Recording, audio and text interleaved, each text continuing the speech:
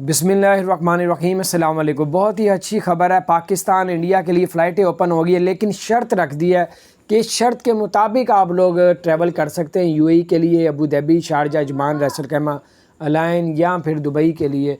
आपको इस पे अमल करना पड़ेगा, नहीं तो आपको जाने नहीं दिया जाएगा। अगर एयरलाइन आपको ले जाती है, इस कोई भी एक स्पेस से आप रिक्वायरमेंट पूरी नहीं करते, लेकिन एयरलाइन आपको ले जाती है दुबई में, तो फिर आपका कसूर नहीं होगा। उन्होंने कहा है कि वो रिटर्न की भी टिकट जो है वो एयरलाइन ही आपको देगी, आपको कोई भी चार्जेस नहीं पड़ेंगे।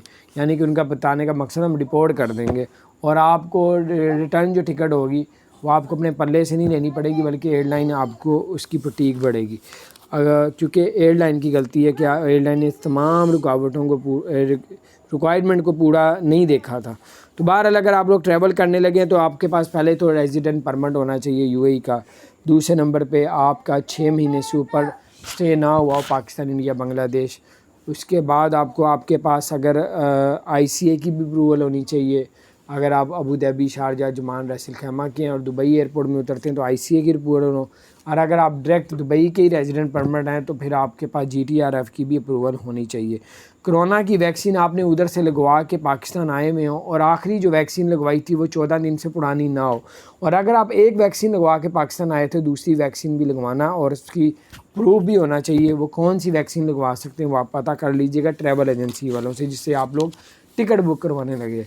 तो बहरहाल बाकी जो रिक्वायरमेंट है आप वेबसाइट में भी देख सकते हैं, जीटीआरएफ की, आईसीए की, जहाँ के आपके हैं।